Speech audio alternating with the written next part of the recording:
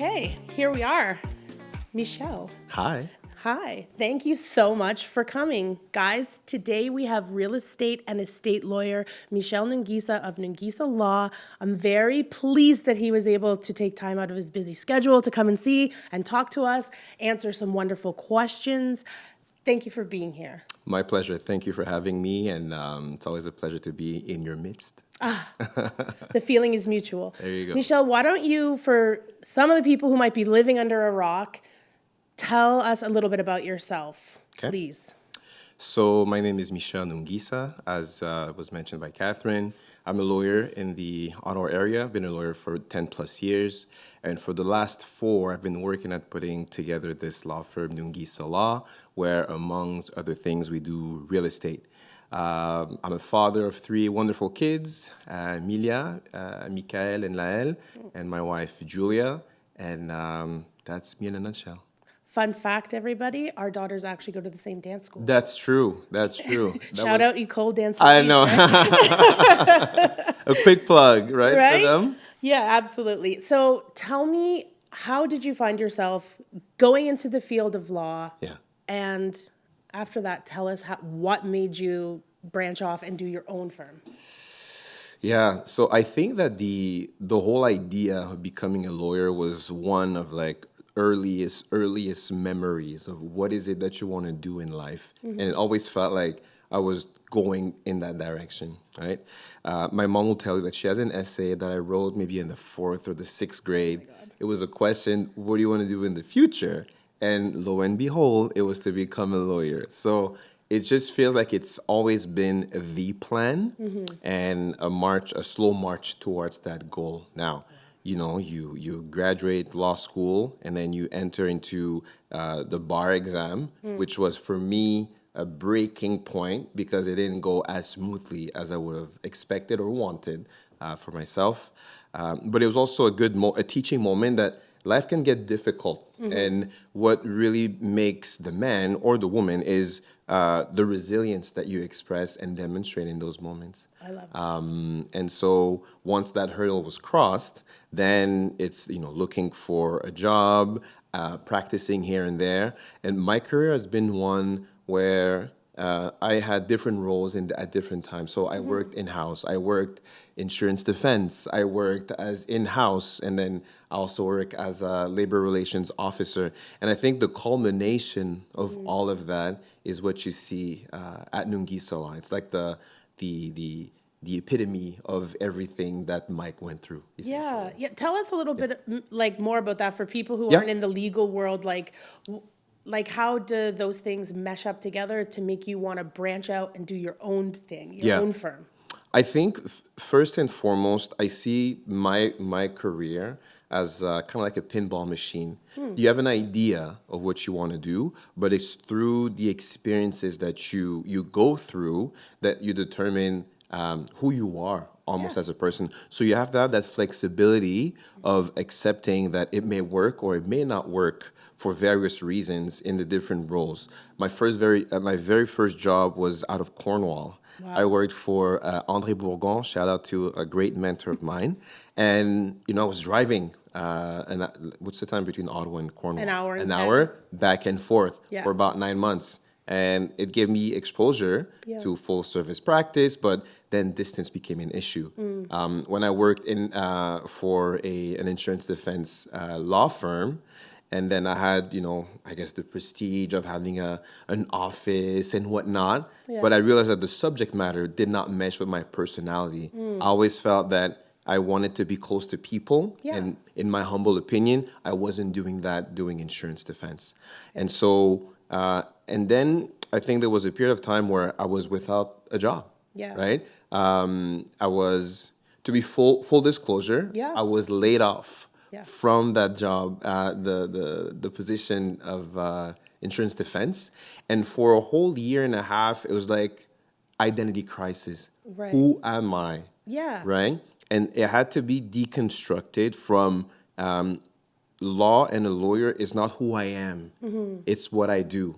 There's so much more that describes and determines my identity. Yeah. And I'm a believer, in Jesus Christ. And I think that was for me a moment to be reminded that my identity is in the Lord. What I do as a lawyer is not who I am, it's what I do.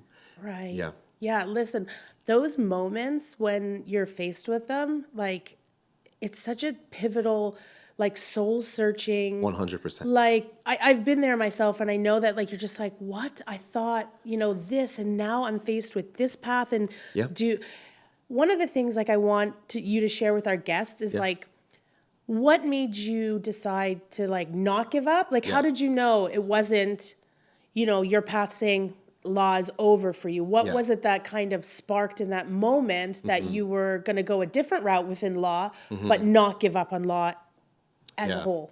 I think I was surrounded by a group of people that believed in me when I didn't in myself. Starting with my wife Julia. I Yeah. think she was the one that at some point she was my the shoulder on which I cried when Yeah. that happened. But she was prepared for that. And we rode that wave together. It gave me time to be with my second one, Michel, much more because she gave birth to him around that time. Yeah. But then it was a lot of people that just kept encouraging me that this is not over for you, that there's more at the end of the tunnel, that this is just a season, it's not the end result. And because I think to practice law was such an intrinsic part of what I wanted to do, Yeah. I just said maybe a door closed was for another one to open elsewhere. And that's where, out of the blue, I applied for this position to work as in-house counsel for a construction union. Yeah. I had no background in construction, but you sort of present yourself as quick learner, et cetera, et cetera. Of course. And I entered the world of unions, right? Yeah. And from that place, when I felt that I had reached as much of advancement as I could Yeah. in that role, I started looking elsewhere, and that's where the position, which was a non-legal one, as labor relations officer with CAPE, presented itself, and then it opened my eyes to a new world of employment law, labor relations, labor law, and that's also one of the big components of what we do at Nungisa law, employment law, workplace investigation, so the jump from how you get from Cape to Nungisa law. Yeah. The real story is that we're buying a house. So I live in my parents' basement, okay? Okay. With Julia and 2 kids, because we're going to save for a home. Of course. And you're looking at your budget, and you're like, well, it'd be nice if we had a little bit more. And my wife, in her wisdom, proposes that you're a lawyer. Why don't you offer your services so that you generate more income? And then the immediate reaction was to say, well, it won't work. Why would it work? Who will need my services? You find a multitude of excuses to not move forward. And then she came back at me and she said, I think you're just scared. So surround yourself with people that call you out when you need to. That's key. Honestly, Julie is so lovely too. Yeah? You met her. I've met her a couple of times. Yeah, she's lovely. And also a lawyer. She on her way. On her way. So there's one more exam, and then once that hurdle is clear, she'll be a lawyer as well. Amazing. Okay, so back to it. So Yeah. she called you out, and That's you right. said, I said I had to admit the first step to moving forward is understanding where you are. And yes, there was fear of failure, fear of you launch and it tanks dramatically, and then you think about your reputation. I think we're a very proud bunch. Yeah. We don't like to be wrong, and we don't like to be told that what you're doing is not correct. Like, you're trained to always have the right answer for your clients. Absolutely. And then you find yourself not knowing if it's going to work or not. And then you take the leap of faith and you say, okay, I'm going to trust that you've been placed in my life to encourage me, to push me when I need that gentle nudge. Yep. And here I was. One day I just came back and then I just threw at her like the incorporation papers. Yeah. And she We're like, was look, like, we're there. Yeah. clap. And that was the beginning of the adventure. That's amazing. Yeah. That's so amazing. So I have just a couple more, and then we'll get into our slides. So what would you say to your younger self, starting out your journey now as an entrepreneur? What would you say, or what do you wish someone might have said to your younger self? And then for anybody who might be thinking, or anybody who might be thinking, let's do one point. Let's do one at a time. I'm Yeah. getting so far ahead of myself. So what would you say to your younger self if you could jump back and visit them? I would say to my younger self that failure is part of the journey. You Isn't that don't. such a hard lesson? No, it is. I'm still learning today to accept that Yeah. because who likes to fail? Yeah. But L can be taken for loss or lesson, and if you take the L as a lesson, it's just prepare. It's training ground for the next destination, and so failure is okay. I would also tell my younger self that to accept that sometimes things don't always go your way the first time around. That you might have to go at it more than once, Right. right? And that's also part of the learning curve.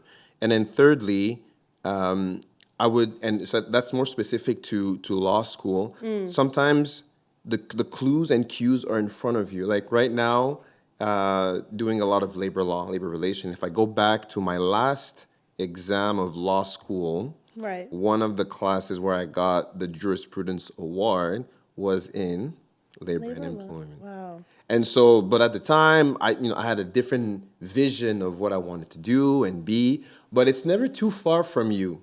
It's never that, oh, I've always dreamed to be ABC and then you turn out to do X, Y, Z. It can happen. Yeah. But if you think of what has been the closest to you and what's in your hand, it's typically the winning recipe in everything you do. Yeah. Yeah. That's really good. Okay, and then Yeah. anyone thinking about getting into law or starting their own law firm, Yeah. what would be some pieces of advice that Yeah. you wish maybe you had when you threw those papers down and said, we're Yeah. going for it? I think what trips up most people who launch in deep waters is the administrative part of everything. You have to set up the bank accounts properly, get a bookkeeper from day one. You think I'm starting small, I don't need to get a bookkeeper from day one, have an accountant on deck, have a mentor, someone who's been in your shoes that can either share know-how, that can be a sounding board. Because if you're gonna, there's some days where the collegiality of going to say, hey, Catherine, quick question is not there. Right. And I'm lucky enough to have people that I can call, Yeah. right? Whenever I'm in a bind or in a tough place, and we can just bounce ideas off of each other. So you get suggestions on how to, resolve a situation. So your network is your net worth. And I've learned that for the last 2-3 years where I went really aggressively in attending many networking settings, two in Ottawa that are very well known, Rendezvous and Beyond Networking, amongst others. But those are the ones that I've been to and that have been instrumental in connecting with people. Yeah. Right? You Yeah. walk in and then, yes, you're shy and whatnot, but once you get over the hump of I'm an imposter, Yeah. people are just interested in who you are. It's so true. Right? Yes. Yeah. I attend Oreo and I just signed up in the summer and it's like an Yeah. Ottawa investors meeting. They do it once a month. Yeah. It can be like you want to invest or you're thinking about it or you want to service your investor clients better. It doesn't matter who you are, you can show up. It's $127 for the whole year. Okay. But they make it a point that when they do this once a month, the first hour is just talking. So they have coffee and tea and water and Yeah, yeah. just talk. And if you get there, it starts at 7. They have different guest speakers every month. Okay. And then they break in the middle and they say, go talk to talk to someone you people. do not know. And so they give like 20 minutes and that was like pushing me really outside of my comfort zone. Of course. Number one, I don't get too much time to myself to do those things. So I've been thinking about Rendezvous. I follow them on LinkedIn and I think it looks like a really good like networking of professionals. So I think you're right. When people are venturing into these Yeah. like unknown waters of entrepreneurship or small business ownership, Yeah. freelancing, anything like that, the one thing that you gotta force yourself to do is get out there and network. Absolutely. And it never ends. And then once you're in that mindset of always being open to an encounter turning into more, it's just, if I'm about to throw your ball and then Yeah. you say standing, you're not in a position to receive. But Yeah. if I'm about to throw it and then you crouch yourself and then you're in a position to receive. And I think Yeah. your posture when you're in that mindset that every encounter could open the door to something fantastic Yeah. makes it that every encounter becomes fantastic. Right? Yeah, I think you're completely like that's well said. Yeah. Well said. Yeah. And not only that, but like even if it's not a business opportunity, a learning opportunity. Oh yeah. Like I've found some of those things I'm just like, wow, now I know so much better how to handle a situation like this because I just had this conversation. Agreed. Yeah. Agreed. And then one more thing to the question, what would I do? If you want to launch and you want to do something that is entrepreneurial, I'd say get good at one thing. Make sure whatever you, being law, real estate, whatever it is, make sure that you invest time in really understanding the mechanics behind it. Because when I first started Nungisa Law, it was by myself. Yeah. And so everything real estate I did, from opening a file, entering the data entry into Yeah. software, creating documents, and registration. So I did that for 2 years. And then you get to a point where you need help. Otherwise, you're just gonna, You can't work from burn the out. morning into the night. Yeah. Exactly. You have to And so balance. when I finally had to hire someone to say, I need help, I knew what she was doing. I understood the back end of the operations Right. and I wasn't ignorant of that. Yeah. So I feel like we could speak, the same language. It's not one of those, all right, my admin or my law clerk does this and I have no idea what's going on in the back end. That gives Yeah. you a sense of satisfaction that you know what you're doing. Yeah, you don't have to put like I don't want to say you don't have to put so much trust, but because trust is important, but you want to Absolutely. know that you are handing off this baby that you took 2 years Yes. to like build up, that Yeah. you want to know that they're doing it in the way that Yeah. you see fit, right? Because everyone's Absolutely. style is going to be different. Yeah. I think that's sound advice. Yeah. Yeah. Okay, so why don't you plug your socials? Where Sure. can people find you online, website, everything? Give Cool. it to us and then we'll Okay. start.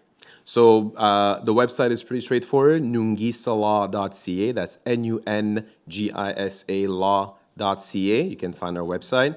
On Facebook, if you Google Nungisa Law.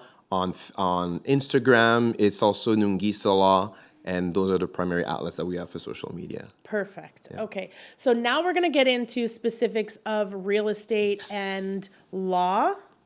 So give us, for people who haven't bought a first home or they, maybe this is their second time around, they didn't pay too much attention Yeah. the first time around.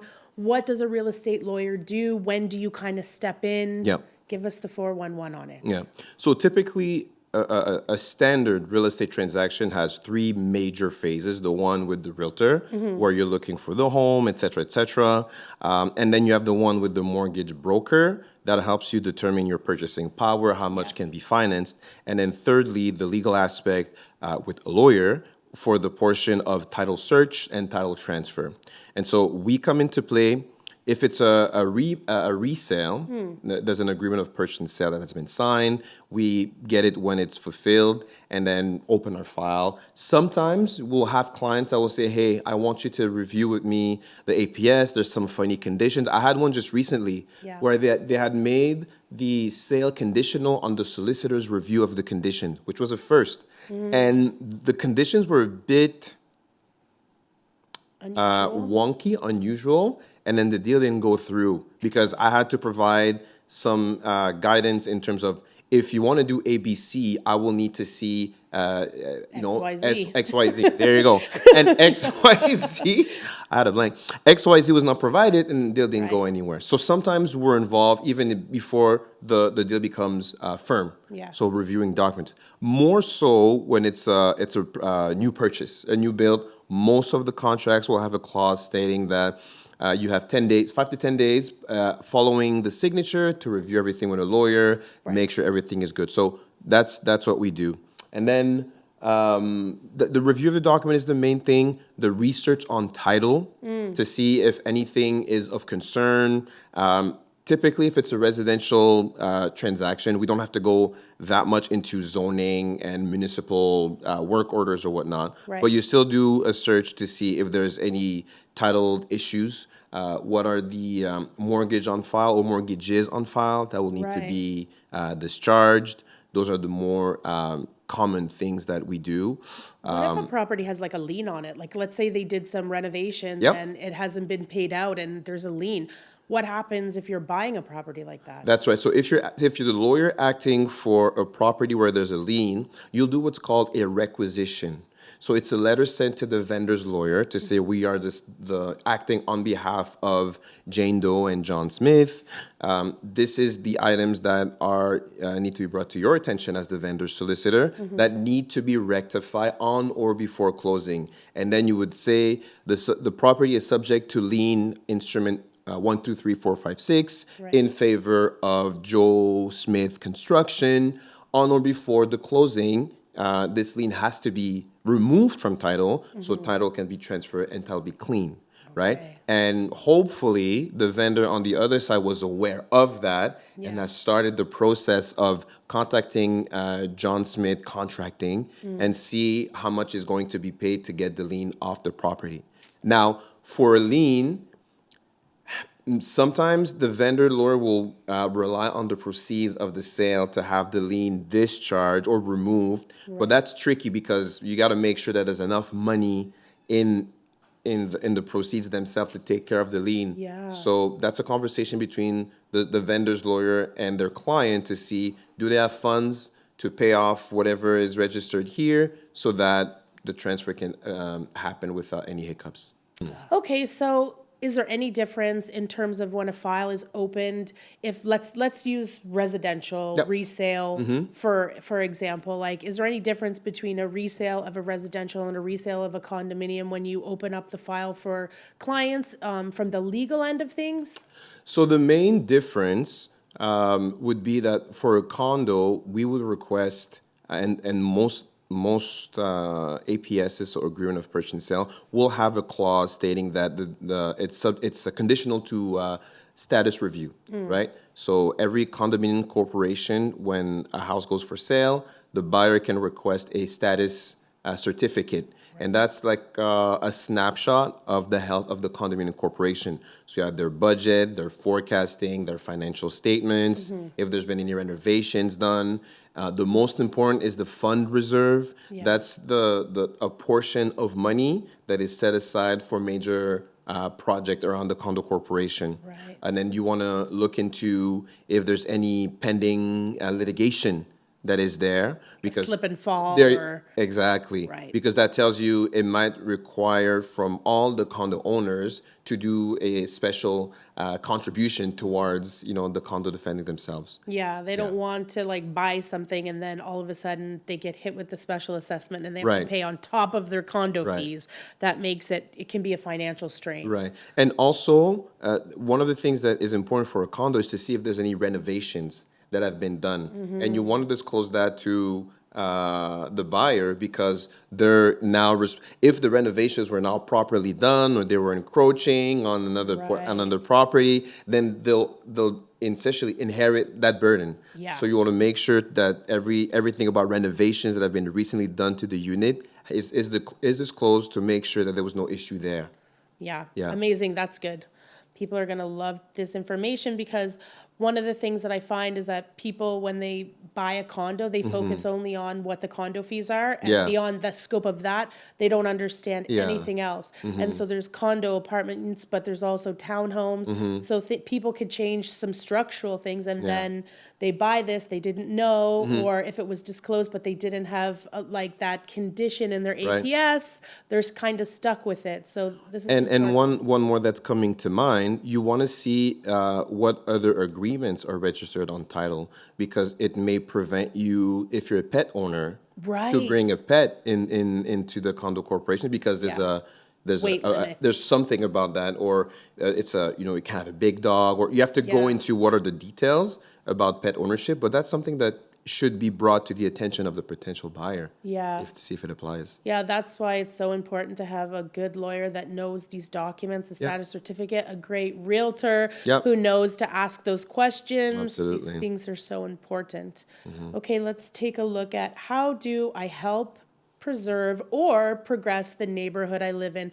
So with the Bill 23, they say now you can have like, let's say, 3 units on any one given lot, so you could put a coach house or something like that. What if you're in an area and there's some changes coming? Is there anything neighbors can do to either help progress it or stop building, like let's say a fourplex or a sixplex or a nineplex is going up in a residential to kind of make these dense, walkable areas? If you're for that or if you're against that, what do you see? Is there anything neighbors can do legally Yeah. to either prevent it or progress these types of things? I think it depends in which either township or city that you live. I think it all boils down to the permits that the city is issuing to the builder Right. and your participation as someone in that neighborhood to those conversations.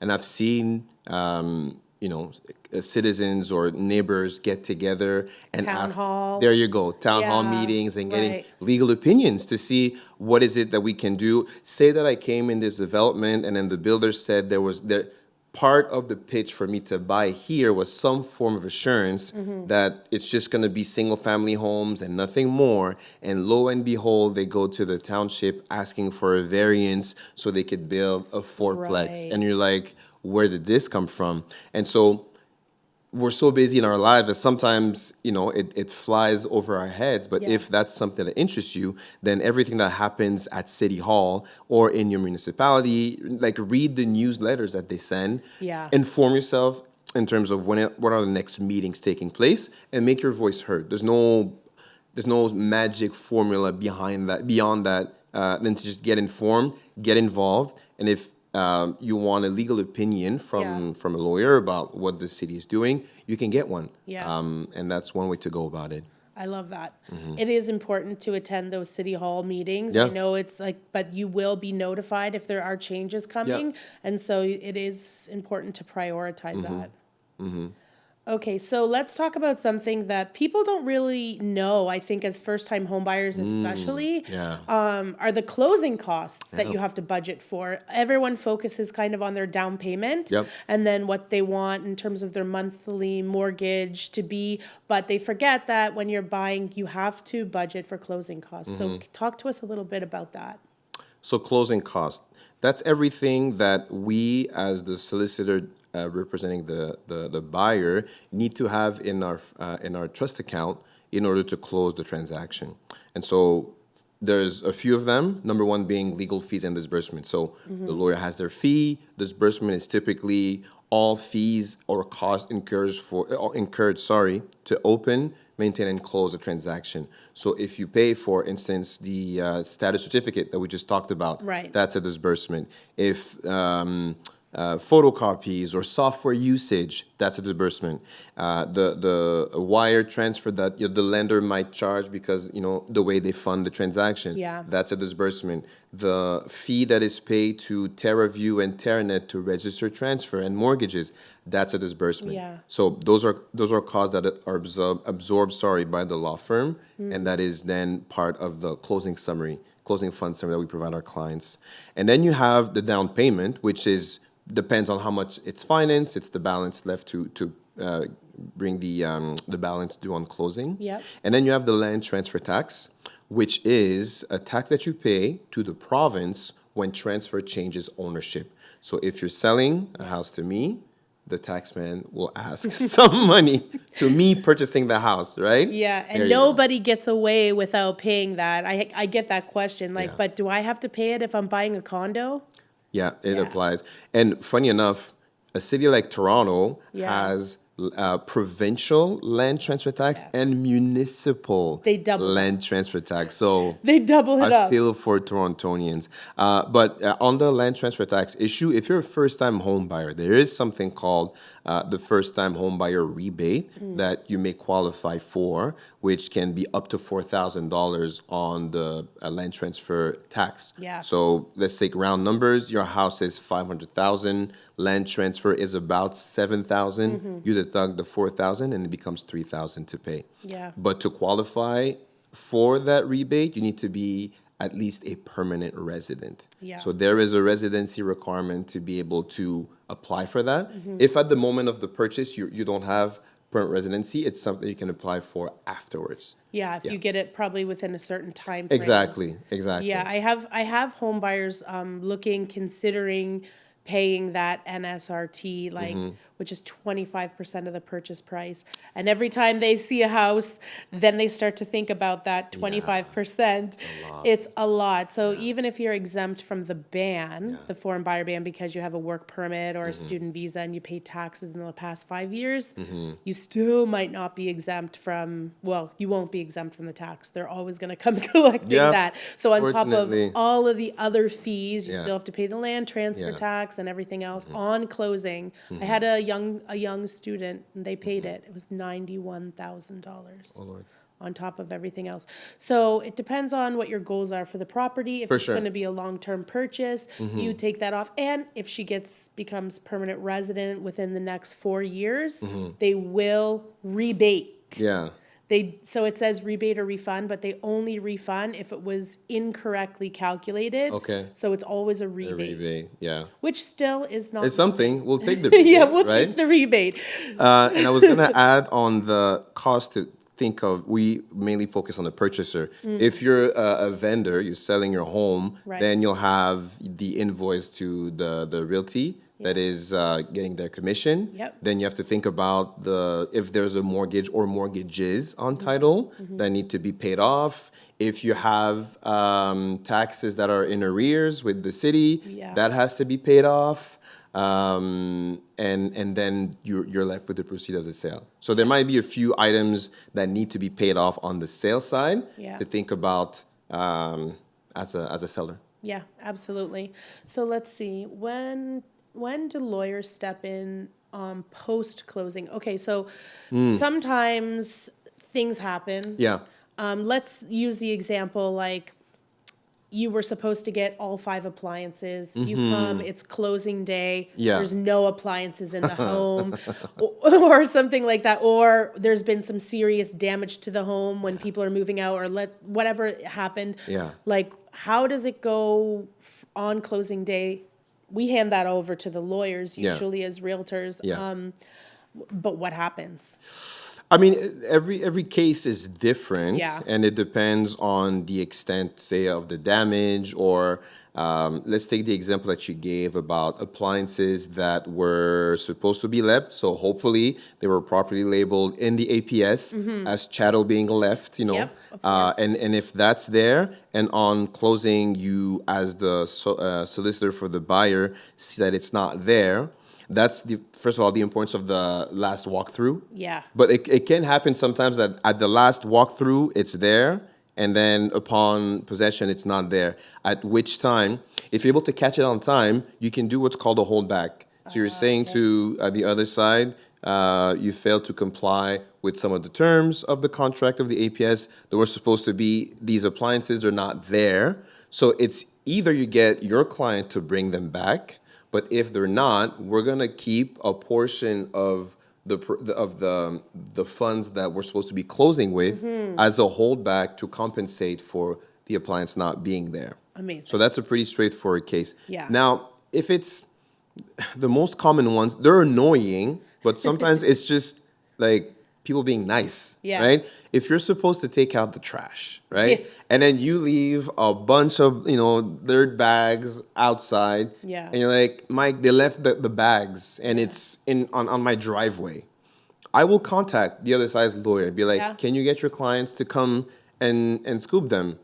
And if they get their clients to do that, great. Yeah. But if the clients are non-cooperative, it's not something that is going to trigger litigation Right. where you're going to go to court because they didn't clean up after themselves. It's an annoyance. It's an annoyance, And then for if sure. the lawyers have a good working relationship, you can expect your colleague to push a bit their client to say, hey, can you go and be a decent human Yeah. and clean after yourself? Yeah. And one to keep in mind often is how the property is left. Most contract will say broom swept. Broom swept right? condition. Broom swept. We love that clause. Yes. Broom swept does not mean that an industrial company came and cleaned spick and span Right. the house. As a buyer, you would love to walk in a house that smells like roses and flowers. Yeah. But it's not always the case. So True. if you want that language to be in the APS, speak to the realtor and make sure that this language, like more clearer language is there about how the house is to be left, and that can be negotiated between Yeah. realtors. If you go into a house that has a feces on the ground, like there was a dog that was just doing their business everywhere or peeing everywhere, Yeah. you may want to say, no, you're gonna clean this, Yeah. and I want you Absolutely. to show me receipt of Molly Maid that came and Yep. did what they do, right? So Yep. it's all part of every transaction will have its intricacies, Yeah. but you have to know what to put in the agreement and how to push post transaction to what's worth it Yeah. and what's not sometime. Yeah, I had a couple of times. I had those situations where they moved in, it wasn't handled well, the cleanup. Yeah. And luckily, in the one instance, the realtor, it was her family's home. So I think she also felt a little pressure Right. to, she didn't want her reputation sullied. So they picked up a cleaning There you bill go. and a fumigation bill. Yep. And they were like, if you want it immediately, tell your client to pay it. This all has to go through legal channels. Yeah. So they did it. They Yeah. they cleaned it. They did everything, and then they reimbursed. And so that worked out. And I also had it where a seller was supposed to clear it out. Yeah. And they didn't. And then I just said, like, listen, I mean, at this point, what we're gonna have to do is like tell the lawyers, and then she'll pay for it. She'll get a bill for it, and Yeah. that's just how it worked. Yeah. And it was something small, but it was important. They were moving in with like a baby. And that's often the thing. It's the pebble that Yeah. that stops the runner, not the mountain. It's the small things that irritates people Yeah. to their core. Yeah. So be nice I when know, you sell your yes. house. Be nice. Be nice, guys. Come on. Okay, let's see what we have Yeah. next. So more and more we're seeing like tenants not leaving, or you want to have a family member move in. Yeah. Things of that nature. Talk to us a little bit about what you're seeing or what comes across your desk, kind of thing. I'm not sure if you ever deal with that, or if it's more us realtors. I'm sure lawyers get involved occasionally. Yeah, if the lawyer you're dealing with also practices or has experience appearing before the landlord-tenant board, that could be useful. Because unfortunately, due to COVID and then still trickling to today, there's been Yeah. situations of people just stop paying Yeah. their rent and stayed essentially as what's the term?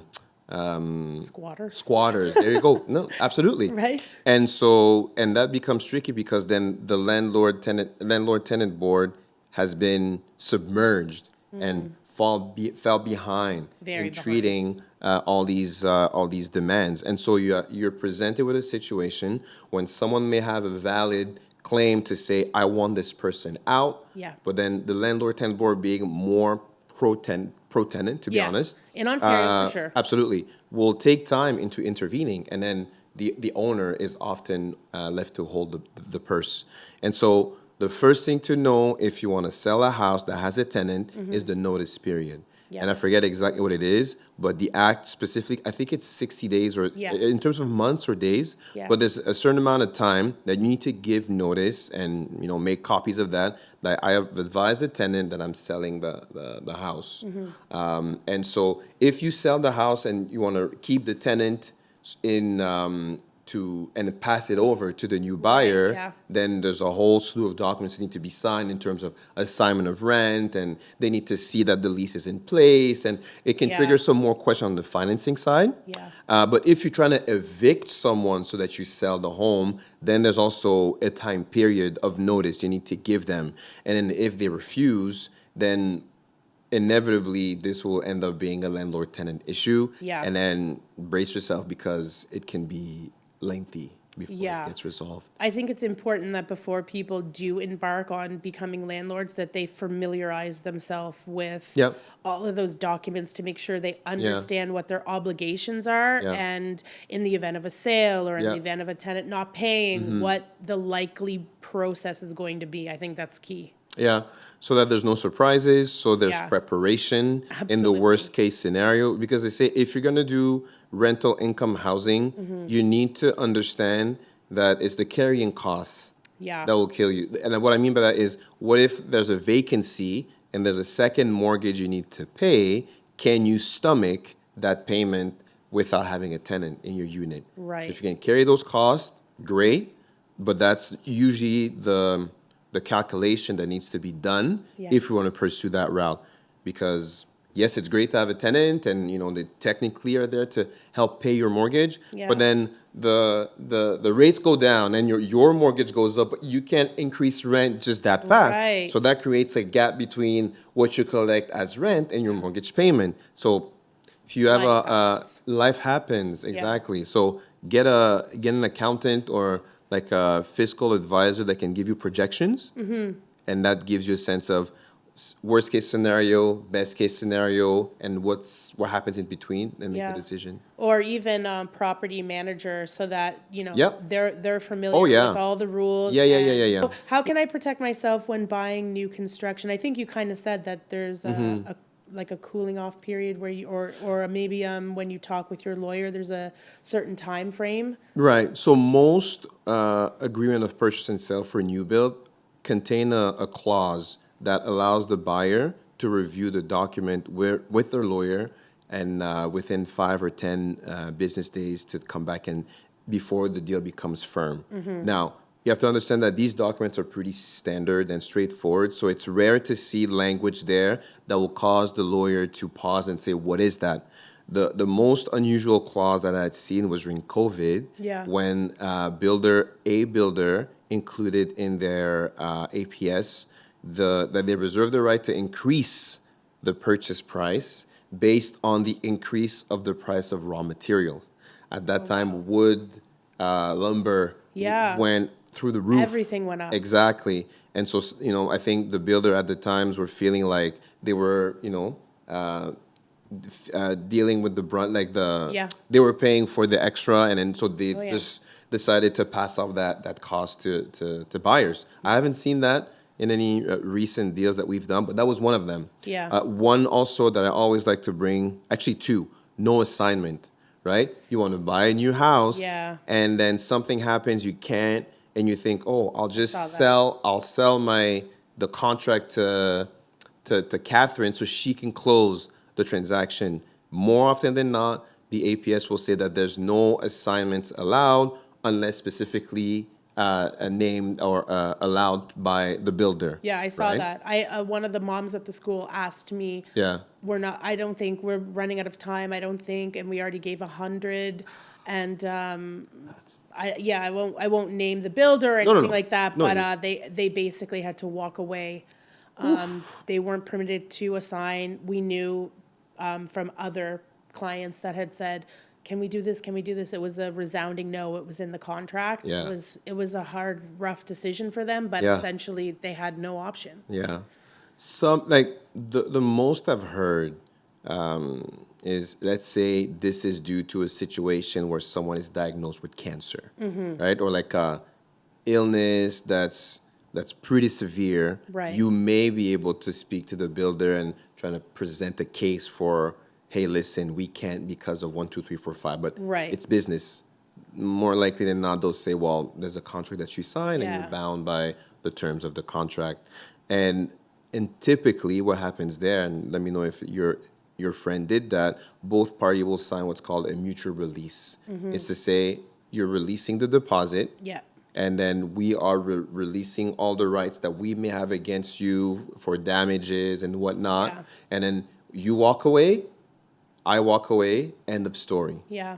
Yeah. I mean, that's the option. That's why it's really important to understand the documents that you are signing and make sure that that's what you are in for in the long term. Yeah. Like, you know, I always say that, like, what's your goal for this property? If it's a family home or if it's an investment property, sit down with your lawyer, sit Yep. down with your realtor and make those points very clear. For sure. And know what you're signing and what conditions are in there and what it means for you as a home buyer, just so that there will be as few surprises upon closing Yep. as possible. As possible, And it for makes sure. all of the difference in the world. For sure. Let's just see. Do I need my lawyer to review documents when refinancing? Yeah, the refinancing is part of what the lawyer will do for clients. And so we'll get the mortgage instructions from, say RBC, Scotia, whoever, Equitable Bank. And because if you're refinancing within your own, so you're with Desjardins, you want to refinance with Desjardins, you may not need a lawyer. Yeah. You'll just sign documents to say that Continuing the continuing of the yes. mortgage. But if you're switching from, say, Equitable Bank to First National, Right. if it's a new lender, then they will want a bit of information about the title, and then you'll have to register a new mortgage. And because of registration is done, by lawyers, then Yeah. we get involved. And sometimes in the refi, you have to pay off either a credit card, a loan, etc. So we're also commissioned by the lender to make sure that some of these debts, according to the mortgage instructions, Right. are paid off. So yeah, you need us still for refi. See, I don't think people think about that too much. So I was like, I wonder. We Yeah? need one. Yeah, inquiring now minds you want to know. know. Now we know. Now you know. Perfect. Okay, so let's just talk about how important who you work with is. I could say this to the cows come home. Yeah. But I think who you work with in these transactions, because it's the biggest purchase most Yeah. people are doing, Yeah. how pivotal it is to make sure that you work with great lawyers, great mortgage professionals, great Yeah. realtors. I want to just hear, like, in your experience, what you think, what you feel about that. Yeah. I think that's the question where you talk about value. You have to understand that sometimes people can take lawyers as a commodity. Is it going with option A or option B? Ultimately, the product and the result is the same. But you have to look into the value added throughout the transaction. Are you treated as a number or are you treated as a person? Are your phone calls answered? Are your emails answered? Do you feel that when you signed the document, you understood what you signed, or you were just told and rushed off to say, sign here, here, here, here, here, right? And then you understand why, with that value added, different people will price themselves differently. So just know that when it comes to legal advice, legal representation, value matters, and then you pay for that value. And considering that it's for most people one of the biggest investments that you'll make in your life, you want someone that will be there and accompany you the proper way. Yeah. And so I like to be surrounded to people like you Yes. that I know care, that are available and just willing to make the transaction go smoothly. I agree. The one thing my clients will come to me and say, like, does this really matter? And I just can't stress enough, 100%. This is the one time I will say, well, maybe the one handful of times that I will say, do not scrimp on your home inspection. Yeah. Do not pick the cheapest lawyer who maybe doesn't have the experience needed to deal with the transaction that's put before them. Make sure your realtor is listening to what your goals are for the property, because that could be different, whether it's a long-term, short-term purchase. And make sure your mortgage professional really has the years and the skill and the support, so that if they don't know something, they have someone to go to and ask, so that you're getting the right product. It's so important. And I think to add to that, make sure to ask the questions. And if that professional is able to answer those questions, then you know that they know what they're talking about. Yes. What I find sometimes difficult is when I get a question that I say, but did you ask your realtor? Yeah. Well, they didn't want to answer. Or did you ask the mortgage broker? Yeah. Well, they said to speak to the lawyer. And those are signs that maybe, like if you're always pushed to put it like, we'll answer questions no matter what. It's the client, we want to make sure everything goes well. Yes. But if 1, 2, 3 times is talk to the lawyer, or you have your mortgage commitment, now I'm done. No. You pay these professional either a fee or whatnot so Yeah. that they can accompany you for the duration of the transaction. Yeah. So if your questions are not properly asked, that should be a red flag. Or properly answered, sorry. Yes. Red flag. Yeah, and asked, I think too. Sometimes Sure. it's just the simple fact of your professional asking you, "What are your goals for this property? How long do you intend to live here? Yeah. Do you need a second income in the suite, or is that going to be a family member?" Like simple questions like that. I feel like we're real estate advisors, and we advise people on large sums of money every step of the way, whether that's the mortgage professional, the lawyer, or the realtor. And I feel like if our job is to advise, then that's what we should be doing. Absolutely. Every step of the way. Yeah. I know we went over our time a little bit, but did we? I just loved being here with you and talking with you. Yeah. Valuable, wonderful information, whether you're someone who's thinking about getting into law, whether you're someone who's purchasing a property. Michel is the one. I always say Michel, but Mike. You know what? I answer to all. So I have a good buddy of mine from high school, JP. He calls me Mitch. Mitch. My wife calls me Mike. Yeah. My brothers call me Mike. Some people, Michael. Yeah. I get Michel sometimes. Yeah, I'm sure. So Mike is Michel pour les francophones parce que je parle aussi français. Yes. And quick story behind that. When I was at Michigan State Yeah. University for law school, I was working at the legal rental housing clinic, and you're on the phone a lot. Yeah. And so I would answer the phone and say, rental housing clinic, Michel speaking, how may I help you? Yeah. And that would confuse people. They're like, Michel? Like, who am I talking to here? And it happened once or twice. Then I said, oh, Because there's no French. there you go. US. Let me be Mike then. Okay, Mike yeah. speaking, and then the problem went away. Yeah. Yeah. All right. But thank you so much for being here. Guys, thank you for tuning in. I hope this information was very helpful. Follow us on all the socials. Plug it one more time before we sign off for Sure. you, where people can find you. On Facebook, it's Nungisa Law, Nungisa Law. Same for Instagram. And the website is www.nungisalaw.ca. Perfect. Thanks again, guys. Bye for now. Thank you. Yeah. Okay.